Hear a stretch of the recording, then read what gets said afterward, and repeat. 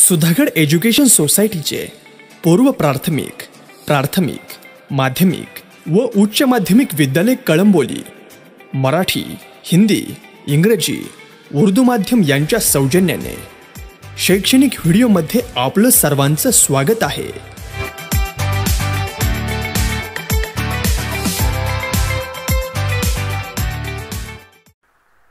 नमस्कार विद्यार्थी मित्रांनो, मागच्या लेक्चरमध्ये आपण बघितली, मी थोडक्यात तुम्हाला प्रस्तावना दिली होती की आता 12वी वाणिज्य विभाग वर्ष 2021 आणि आपला कॉमर्सचा विषय वाणिज्य संघटन व व्यवस्थापन। त्यानंतर आपण मागच्या धड्यामध्ये बघितलं होतं, पहिला धडा आपण लेक्चरमध्ये पाहिलेला आहे, व्यवस्थापनाची तत्व, प्रिन्सिपल ऑफ मॅनेजमेंट। म्हणजे व्यवस्थापनाची तत्व व्यवसायातील उद्दिष्ट साध्य करण्यासाठी उपयोगी पडतात हे आपण या तत्वामध्ये पाहिलेलं आहे। आणि त्यासोबत हेनरी फेल यांची 14 तत्वे, त्याचं सुद्धा मी तुम्हाला स्पष्टीकरण दिलेलं होतं। त्या तत्वांचा उपयोग कसा व्यवसायात केला जातो, व्यवसाय असेल, कंपनी असेल, संघटना असतील किंवा व्यक्ती असेल, या व्यक्तींना व्यवस्थापनाची तत्वे कशी अंमलात आणता येतात किंवा त्या तत्वाद्वारे कसं अभ्यास करून त्यांना उद्दिष्ट साध्य करता येतात हे आपण या व्यवस्थापनाची तत्वामध्ये बघितलेले आहे। तर आपण या धडा पहिल्यामध्ये व्यवस्थापनाच्या तत्वामध्ये आता आपण व्यवस्थापनाच्या तत्वांचे स्वरूप आणि महत्त्व याचं एक्सप्लेनेशन करणार आहोत। आपण पुढे थोडक्यात 6वी स्लाइड। मागे व्याख्या तुम्हाला मी स्पष्टीकरण दिलं होतं, परत एकदा तुम्हाला व्याख्या सांगतो मी। व्यवस्थापन किंवा तत्व म्हणजे काय की जी तत्वे किंवा जी तंत्रे किंवा प्रणाली एकाच पद्धतीचे परिणाम देतात त्यांना तत्वे असे म्हणतात। कोणतीही तत्वे असतील किंवा जी यंत्रे असतील, तंत्र असतील किंवा सिस्टम, प्रणाली ही अभ्यास करून किंवा त्या अभ्यासातून, निष्कर्षातून सर्व एकच परिणाम साध्य होत असेल तर त्यांना तत्वे असे म्हणतात। ही तत्वाची व्याख्या आहे, म्हणजे जी तंत्रे किंवा प्रणाली एकाच पद्धतीचे परिणाम देतात त्यांना तत्व असे म्हणतात, अशी तत्वाची व्याख्या आहे। त्यानंतर मागे हेनरी फेलची तत्व बघितली 14, सांगितलं तुम्हाला कोणती 10 लिहायची 14 मधून व्याख्या हेनरी फेल यांची तत्वे। आज आपण तत्वाचे स्वरूप आणि तत्वाचे महत्त्व हे बघणार आहोत। Tab change.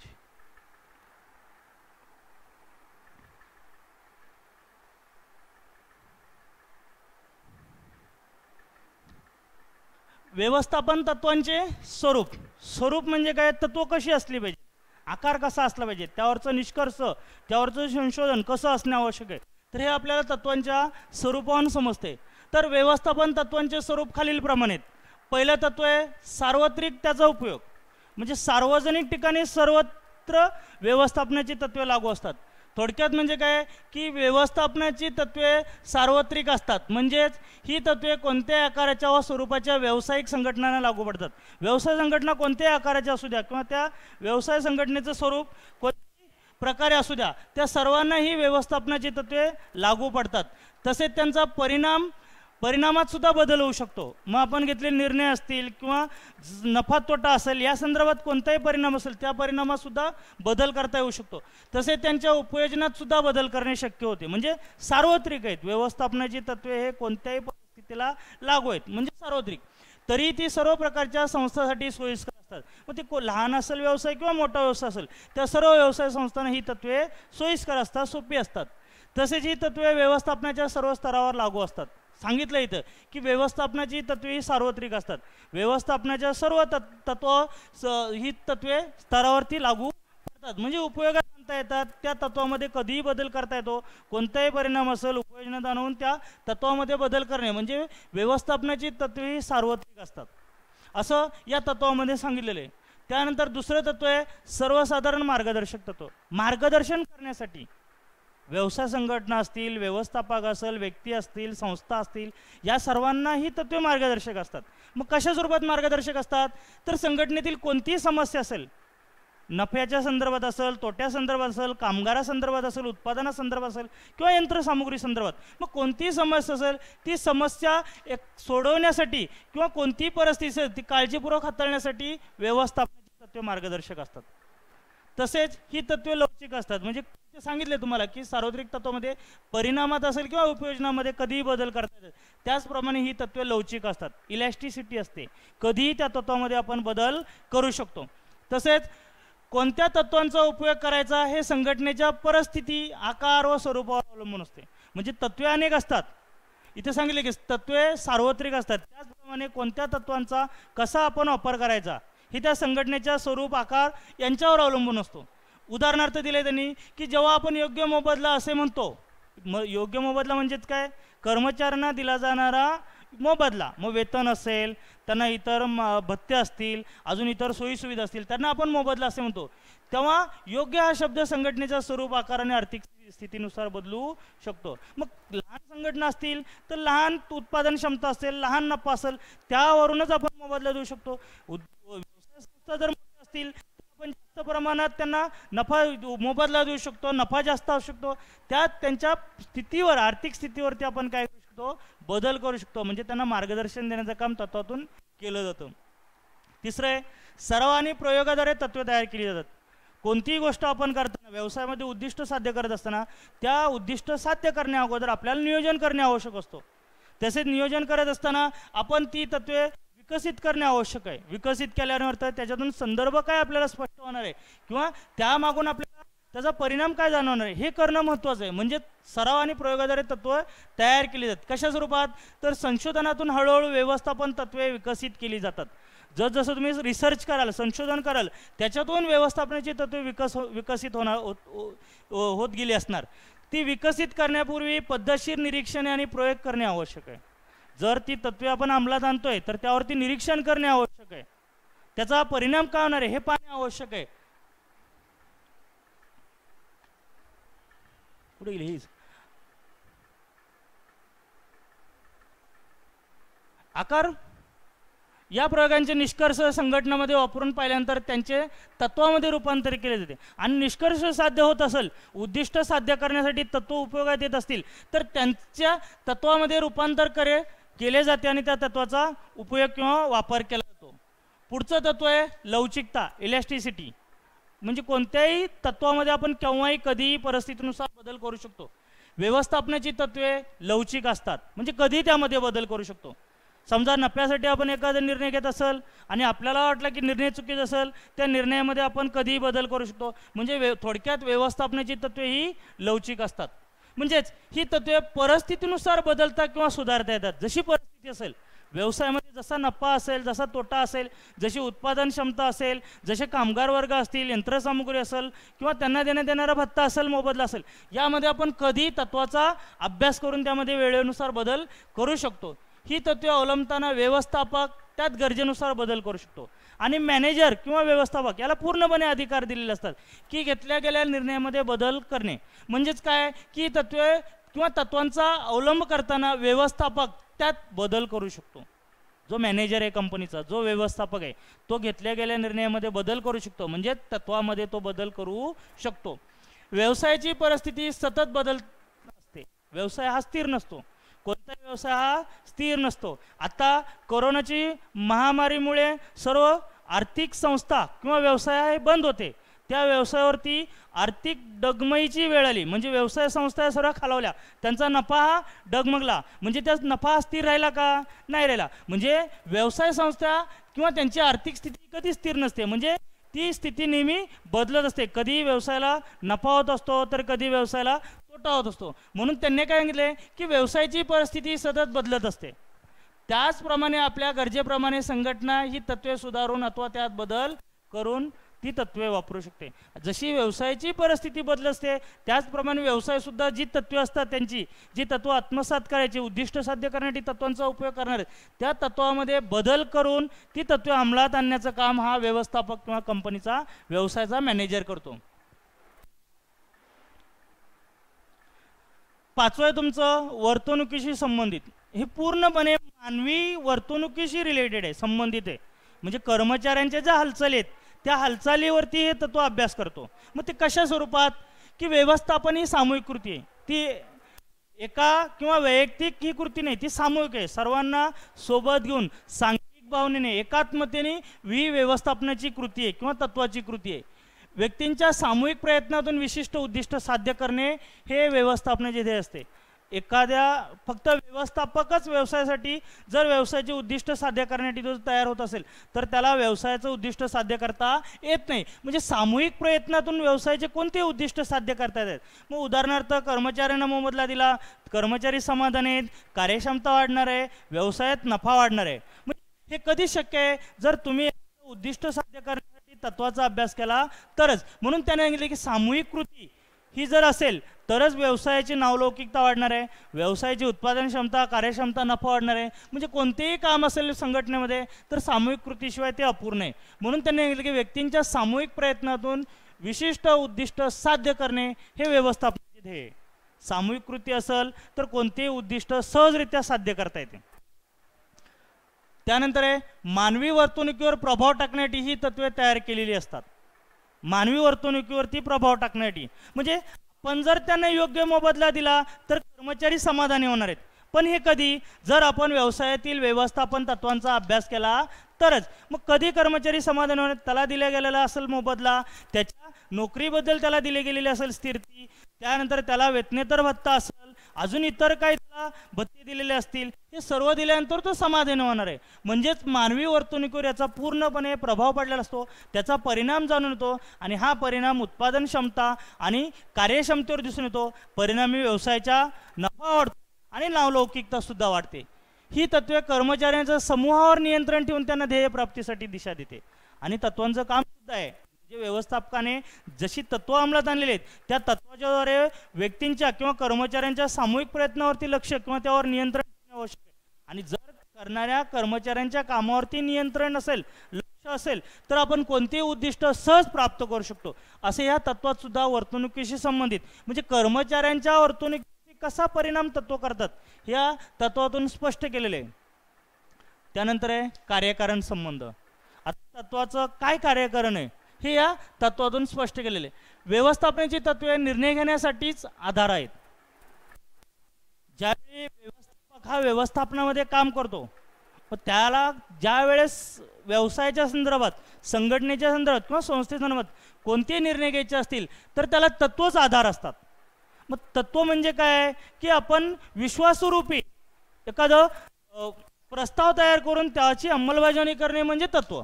मग ती एखाद्या परिणामाचे कारण निश्चित करतात. मग कोणते तत्व असेल, कोणते तुम्हाला ध्येयावरती किंवा उद्दिष्टावरती अभ्यास करायचा असेल तर त्यासाठी कारण निश्चित करणे आवश्यक आहे. उदाहरणार्थ चांगला पगार दिल्याने कामगारांची कार्यक्षमता वाढण्यास मदत होते किंवा प्रभावी जाहिरातीने वस्तूंची विक्री वाढते. म्हणजे कार्यकारण संबंध आहेत.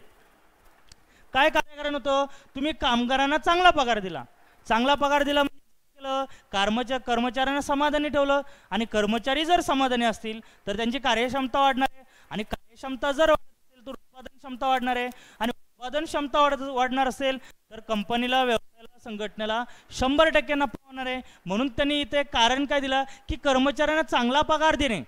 दुसरं उदाहरण सांगितलं त्यांनी की प्रभावी जाहिरातीने वस्तूंची विक्री वाढते. जर जाहिरात वस्तूची प्रभावी असेल, बाजारामध्ये वस्तूची जाहिरात ही प्रभावीपणे केली तर ती वस्तू ग्राहकापर्यंत जाणे सहज शक्य होते आणि त्या जाहिरातीमार्फत वस्तू ग्राहक सहजरित्या खरेदी करू शकतो. म्हणजे इथं कारण आहे जाहिरात. म्हणजे जाहिरात केली तर वस्तूंची विक्री वाढते, चांगला पगार कर्मचाऱ्यांनी दिला तर कार्यक्षमता वाढते, उत्पादन क्षमता वाढते, परिणामी व्यवसायाचा नफा वाढतो. अशा प्रकारे हे व्यवसाय तत्व कार्यकारण संबंध दर्शवितो. त्यानंतर 7वं आहे सर्व तत्वांना एकसारखे महत्त्व आहे. तत्वे ही वेगळी नसतात, सर्व तत्व ही सारखी असतात. सर्वच तत्वांना सारखं महत्त्व दिलेले म्हणून त्यांनी सांगितले की सर्व तत्व ही एकसारखेच असतात. कशा स्वरूपात, व्यवस्थापनाच्या सर्व तत्वांना सारखे महत्त्व आहे. कोणतीही तत्व वेगळी नसतात, सर्व तत्व ही सारखी असतात. पूर्वनियोजित उद्दिष्ट साध्य करण्यासाठी ही तत्वे तयार किंवा ही सर्व तत्वे एकाच वेळी वापरणे आवश्यक आहे. जर आपण एखाद्या गोष्टीचं नियोजन करत असेल किंवा एखाद्या गोष्टीचं प्लॅनिंग केलेली असेल व्यवसायामध्ये, ती प्लॅनिंग किंवा ते नियोजन पूर्ण करण्यासाठी तत्वाचा उपयोग करणं असेल तर त्यांनी सांगितले की पूर्वनियोजित उद्दिष्ट, अगोदर तयार केलेले उद्दिष्ट साध्य करण्यासाठी ही तत्वे एकाच वेळी वापरणे आवश्यक आहे. म्हणजे ह्या तत्वावरती अभ्यास करणे आवश्यक आहे. एखादे तत्व विशेष लक्ष देऊन वापरले आणि इतर तत्वांकडे दुर्लक्ष झाले तर त्याचा परिणाम संघटनेच्या कामकाजावर होतो. म्हणजे आपण त्यांनी सांगितले की सर्व तत्वांचे महत्त्व एकसारखेच आहे. म्हणजे आपण जर तत्व वापरतोय फक्त एकच तत्व व्यवसायात वापरलं तर इतर ठिकाणी त्याचा परिणाम जाणवतो. मग त्यांनी सांगितले की सर्व तत्व व्यवसायामध्ये एकाच वेळेस वापरणे आवश्यक आवश्यक आहे. म्हणजेच काय आहे की एखाद्या तत्व विशेष लक्ष देऊन वापरणे आवश्यक आहे. फक्त वापरले आणि इतर तत्वाकडे दुर्लक्ष केले तर त्याचा परिणाम हा व्यवसायावरती दिसून येतो. म्हणजे व्यवसायामध्ये वापरणे आवश्यक आहे. व्यवस्थापनाची तत्वे ही सामाजिक शास्त्राची तत्वे आहेत. सामाजिक शास्त्राद्वारे ही तत्वे स्पष्ट केली जातात. व्यवस्थापनाच्या तत्वांचे स्वरूप रसायनशास्त्र आणि गणित यासारख्या विज्ञानासारखे परिपूर्ण नसते. जसं रसायनशास्त्र आहे किंवा गणित आहे यासारखे ते नसतात, परंतु संघटनेच्या गरजेनुसार ही तत्वे बदलून अथवा सुधारून वापरू शकतो आपण. म्हणजे त्यांनी थोडक्यात परत सांगितले की तत्व जरी सर्व तत्वांना सारखे महत्त्व असले तरी आपण एक तत्व वापरत असेल आणि इतर तत्वाकडे दुर्लक्ष करत असेल तर त्याचा परिणाम संस्थेवर दिसून येतो. म्हणून सर्व तत्वांना सारखेच महत्त्व देणे आवश्यक आहे आणि तत्वामध्ये आपण कधीही व्यवसायात वापरताना त्यामध्ये बदल करू शकतो किंवा सुधारणा करू शकतो. अशा प्रकारे ही 7 व्यवस्थापन तत्वाचे स्वरूप होते, हे आपण अभ्यासलेले आहेत. त्यानंतर आपण दुसरं अभ्यासणार आहोत व्यवस्थापन तत्वांचे महत्त्व. या अगोदर आपण स्वरूप बघितलं, कशा प्रकारे तत्व असतात. आता आपण हे तत्वचे महत्त्व बघणार आहे. आता आपण पाहिलं की व्यवस्थापनाचे स्वरूप कशा प्रकारे असतात. त्यानंतर आपण बघणार आहोत व्यवस्थापनाचे महत्त्व. व्यवस्थापनाचे महत्त्व यामध्ये सुद्धा 7 पॉईंट आहेत. तर पहिलं पॉईंट आहे व्यवस्थापकामध्ये उपयुक्त जाणीव निर्माण करणे. व्यवस्थापक म्हणजे कंपनीचा मॅनेजर जो प्रमुख असतो, त्याच्यामध्ये उपयुक्त जाणीव निर्माण करण्यासाठी सुद्धा तत्व उपयोगात आहेत. कशा प्रकारे बघा, व्यवस्थापकांना संघटना समजण्यात व्यवस्थापनाच्या तत्वांची मदत होते. म्हणजे व्यवस्थापक जो असतो, मॅनेजर असतो, त्याला आपली संघटना काय समजण्यासाठी सुद्धा तत्वांची मदत असते. म्हणजे त्याला व्यवस्थापन संघटनेचं स्वरूप कसं आहे, आकार कसा आहे, व्यवस्थापन संघटनेचं उत्पादन क्षमता कशी आहे, कार्यक्षमता कर्मचाऱ्यांची कशी आहे, नफा तोटा कसा आहे, या संदर्भात अभ्यास करण्यासाठी सुद्धा तत्वांची मदत होत असते. या तत्वांच्या अभ्यासामुळे परिस्थिती आणि समस्यांचे आकलन वाढवण्यास सुद्धा मदत होते. आणि तत्वांचा जर अभ्यास करत असेल आपण तर व्यवस्थापन संघटनेची परिस्थिती काय आणि समस्या काय यांची आकलन क्षमता वाढण्यासाठी सुद्धा तत्वांची मदत होत असते. त्याचबरोबर समस्यांचे निराकरण करण्यास आणि परिस्थिती हाताळण्यास सुद्धा व्यवस्थापकास मदत होते. मग आपण स्वरूपामध्ये पाहिलं की कोणती समस्या असेल किंवा कोणती अडचण असेल त्या अडचणीवर मात करण्यासाठी तत्वाचा अभ्यास केला जातो. त्याचप्रमाणे समस्यांचे निराकरण करण्यास आणि परिस्थिती हाताळण्यासाठी सुद्धा व्यवस्थापकाला तत्वाची मदत होत असते. ही तत्वे विविध व्यावसायिक लोकांच्या अनुभवाचा परिणाम आहे. आणि संघटनेमध्ये वेगवेगळ्या प्रकारचे लोक असतात, त्यांचा अनुभव असतो, त्या अनुभवावरून तत्वे तयार केली जातात आणि त्या तत्वावरून व्यवसाय संघटनेमध्ये अभ्यास केला जातो. भिन्न परिस्थिती कशा पद्धतीने हाताळावी हे समजण्यासाठी या तत्वांचा उपयोग केला जातो. आणि कशा स्वरूपात आपण हाताळणार आहोत, त्या परिस्थितीवर कशा स्वरूपात मात करणार आहोत त्यासाठी सुद्धा तत्वांचा उपयोग होत असतो. अशा प्रकारच्या योग्य वेळी मिळालेल्या मार्गदर्शनामुळे संसाधनाचा अपव्यय कमी होऊन अपेक्षित ध्येय प्राप्ती करण्यासाठी सुद्धा तत्वे अपेक्षित असतात किंवा त्या तत्वांचा उपयोग होतो. म्हणजे तत्वांचा अभ्यास नंतर जी उद्दिष्ट असतात व्यवसायाची ती उद्दिष्ट साध्य करण्यासाठी तत्वांची मदत होते. आणि मिळालेल्या मार्गदर्शनामुळे जी काय संसाधने असतील, जी काय मार्गदर्शनसाठी जी रिसोर्स आपण वापरत असेल त्यांचा अपव्यय कमी होतो आणि ध्येय प्राप्तीसाठी तत्वांची मदत होते. दुसरं आहे महत्त्व संसाधनाच्या प्रभावी वापरास मदत. संसाधन म्हणजे काय, रिसोर्सेस, ज्या साधन सामग्री आहेत आपल्याकडे त्यांचा पुरेपूर वापर करणे. मग प्रत्येक संघटनेत 2 प्रकारची संसाधने वापरली जातात. म्हणजेच भौतिक संसाधने ज्याला आपण साहित्य, यंत्रसामग्री, पैसा असं म्हणतो, म्हणजे भौतिक आहेत जी व्यवसायासाठी आवश्यक आहेत. आणि दुसरं येते मानवी संसाधने ज्याला आपण त्याला ह्युमन. या संसाधनाचा पर्याप्त वापर करून त्यांच्या अपव्ययावरती नियंत्रण ठेवून या संसाधनावर योग्य संतुलन राखणे हे व्यवस्थापनाचे मूलभूत कार्य आहे. ही जी संसाधने आहेत यांचा वापर करणे, पुरेपूर वापर करणे, ऱ्हास होता कामा, अपव्यय होता कामा नये. म्हणजे या तत्वाद्वारे हे सुद्धा करणे किंवा तेव्हा सहज त्यांचं संतुलन राखण्यासाठी तत्व मदत होते. व्यवस्थापन तत्वांचा आणि तंत्रांचा वापर करून व्यवस्थापन कामकाजात शिस्त आणते. तत्व काय करते, तंत्र आणि यंत्र याद्वारे व्यवस्थापनामध्ये शिस्त आणण्याचं काम ही तत्वे करत असतात. आणि निरोगी वातावरणात निर्माण करणे या तत्वामुळे सहज शक्य. निरोगी वातावरण व्यवसायामध्ये किंवा व्यवसाय संघटनेमध्ये निरोगी वातावरण तयार करणे तत्वामुळे सहज शक्य आहे. यामुळे व्यवस्थापन व कर्मचाऱ्यांच्या सलोख्याचे संबंध निर्माण होतात आणि कर्मचाऱ्याची कार्यक्षमता वाढते, तसेच प्रशासन प्रभावी होते. आणि जर वातावरणच व्यवसाय संघटनेमध्ये चांगलं असेल तर कर्मचारी असमाधानी असतो, त्यांची कंपनीच्या नावलौकिकतेवरती भावना वाढते, प्रेरणा वाढते आणि यामुळे त्यांचे संबंध चांगले निर्माण होतात आणि कर्मचाऱ्याची कार्यक्षमता वाढते, परिणामी उत्पादन क्षमता वाढते, नावलौकिकता वाढते, नफा वाढतो. उदाहरणार्थ प्रमाणित साधने आणि यंत्रांच्या वापरामुळे दर्जा व उत्पादकता वाढण्यास मदत होते. साधनसामुग्री चांगली असेल, मनुष्यबळ चांगलं असेल, यंत्रसामुग्री असेल, त्यांना दिला जाणार जो मोबदला असेल तो जर योग्य असेल तर कर्मचारी हा समाधानी असतो आणि या सर्वमुळे व्यवसायाला त्याचा नक्कीच फायदा होतो. म्हणजे तसे मानवी संसाधनाची कार्यक्षमता वाढत असते. पुढचं आहे शास्त्रीय निर्णय. कशा स्वरूपात? तर व्यवसाय संघटनेत पद्धतशीर किंवा संतुलित निर्णय म्हणजे शास्त्रीय निर्णय. व्यवसाय संघटनेमध्ये कोणतीही तत्त्वे वापरताना ती पद्धतशीर आणि त्याचं संतुलन करणे आवश्यक आहे. त्याला त्यांनी शास्त्रीय निर्णय असं म्हटलेलं आहे. तत्त्वे एखादी गंभीर परिस्थिती कुशलतेने हाताळण्यास मदत करतात. एखादी व्यवसायामध्ये खूप मोठी अडचण आलेली आहे, तो दर साल व्यवसायामध्ये तोटा होत असेल तर त्या तोट्यातून बाहेर कसं पडावं, कंपनीला नफा कसा होईल, यासाठी अभ्यास करण्यासाठी सुद्धा तत्व महत्त्वाचे असतात. म्हणून त्यांनी सांगितले की तत्वे ही एखादी गंभीर परिस्थिती कुशलतेने हाताळण्यास मदत करतात. अन्यथा व्यवस्थापकाला सतत चुका आणि शिका या पद्धतीचा वापर करणे बंधनकारक झाले असते. जर त्याने त्याचा अभ्यासच केला नसता तर चुका आणि त्या चुकातून सुधारणे हेच व्यवस्थापकाला अवलंब करावा लागला असता. या पद्धतीचा वापर करणे बंधनकारक झाले असते. विविध व्यवस्थापन तत्वांच्या वापरामुळे एखाद्या परिस्थितीचे विश्लेषण कसे करावे, विविध पर्यायाने त्यांचे परिणाम कसे शोधावे याची कल्पना देते. आणि कोणते असतील त्याचा अभ्यास करताना, त्यावर संशोधन करताना आपल्याला मार्गदर्शन काय मिळणार आहे, त्याचा परिणाम काय होणार आहे हे शोधण्यासाठी सुद्धा आपल्या तत्वाची मदत होत असते. पुढचं आहे सामाजिक जबाबदारीची जाणीव. सामाजिक जबाबदारीची जाणीव तत्वातून कशी मिळते की संघटनेच्या प्रत्येक पैलूवर व्यवस्थापनाची तत्वे आधारित असतात. व्यवसायाच्या इच अँड एव्हरी जे अंश आहे, भाग आहे, त्या प्रत्येक भागावरती तत्वे आधारित असतात. कसं आहे, ही तत्वे केवळ साधने प्रभावीपणे हाताळण्याच्या दृष्टिकोनातून विकसित केलेली नाहीत, तर व्यवसायाची समाजाप्रती असणारी जबाबदारी समजून घेण्यासाठी सुद्धा. ही फक्त अंतर्गत बाबीवरतीच परिणाम करत नाहीत, तर बाह्य भाग किंवा बहिर्गत जो भाग आहे म्हणजे समाज, या समाजासंदर्भाची जबाबदारी ती समजून घेण्यासाठी सुद्धा तत्वाचा उपयोग होत असतो. ज्यामुळे ते वाजवी किमतीत दर्जेदार उत्पादन देणे म्हणजे कमी किमतीमध्ये चांगल्या प्रकारचं कसं उत्पादन देता येईल, बाजारातील कृत्रिम मक्तेदारी कशी टाळता, मोनोपॉली कशी कमी करता येईल, विक्रेत्यांची मक्तेदारी असेल ती कशी कमी करता येईल, त्यानंतर वाजवी स्पर्धा असतील, ज्या कॉम्पिटिशन आहेत त्या कशा कमी करता येतील, तसे योग्य हा कर्मचाऱ्यांना कसा देता येईल, वातावरणात बदल जसं आपलं ऋतूनुसार पावसाळा आला की आपण छत्र्यांचं उत्पादन घेतो, हिवाळा आला की आपण गरम कपड्यांचं उत्पादन घेतो, त्याप्रमाणे वातावरणातील बदल किंवा ग्राहकांच्या आवडीनिवडी असतील, त्यांच्या फॅशन असतील, यानुसार बदलत्या ज्या ग्राहकांच्या गरज त्याचा कसा आपण व्यवसायासाठी उपयोग करू शकतो. कामाची सुयोग्य जागा, कर्मचाऱ्यांसाठी मानक साधने व यंत्रणा इत्यादी गोष्टीवरती लक्ष केंद्रित करू शकतो. म्हणजे समाजाची जबाबदारी दर्शवणे हे सुद्धा एक तत्वाचं महत्त्व आहे.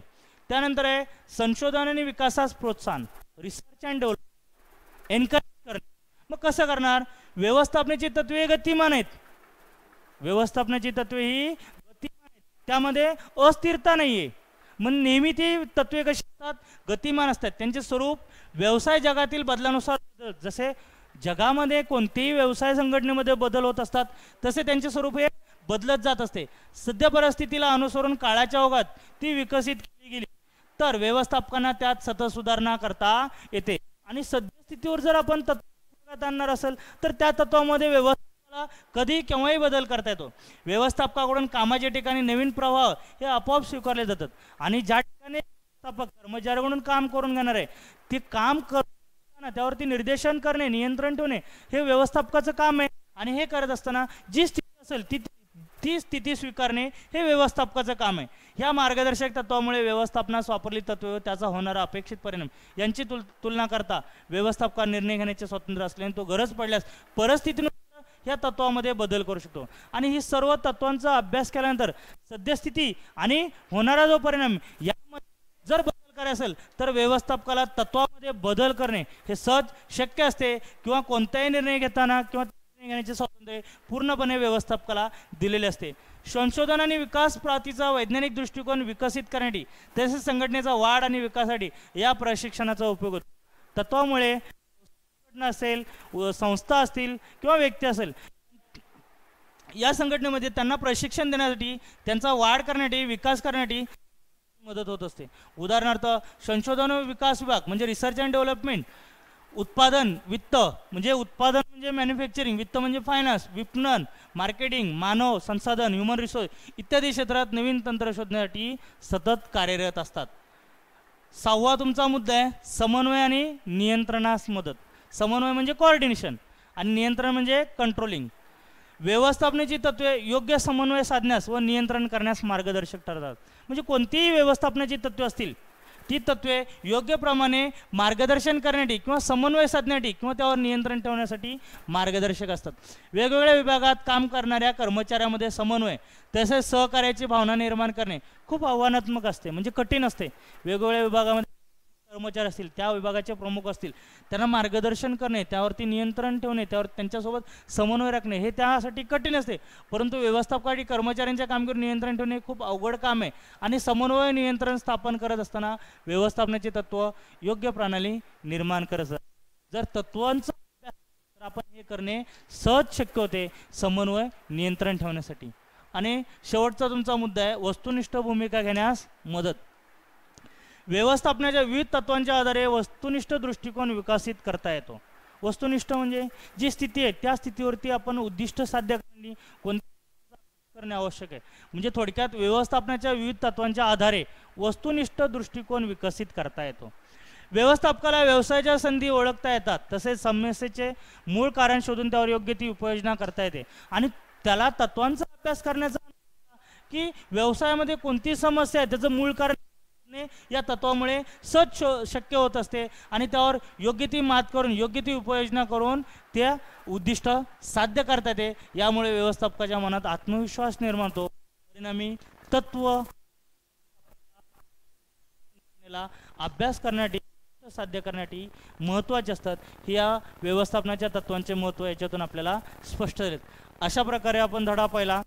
यामध्ये प्रस्तावना, अर्थ, व्याख्या, तसे हेनरी बेलची 14 तत्वे, व्यवस्थापन तत्वांचे स्वरूपाचे 7 मुद्दे, व्यवस्थापन तत्वांचे महत्त्व त्यामध्ये 7 मुद्दे, अशा प्रकारे आपण धडा पहिला व्यवस्थापनाची तत्वे प्रिन्सिपल ऑफ मॅनेजमेंट यामध्ये आपण पाहिलेले आहे. आणि ही तिन्ही जी महत्त्वाची मुद्दे ही तिन्ही परीक्षेला येणारी मुद्दे आहेत, त्यावरती तुम्ही सर्व विद्यार्थ्यांनी अभ्यास करावा. अशा प्रकारे आपला हा पहिला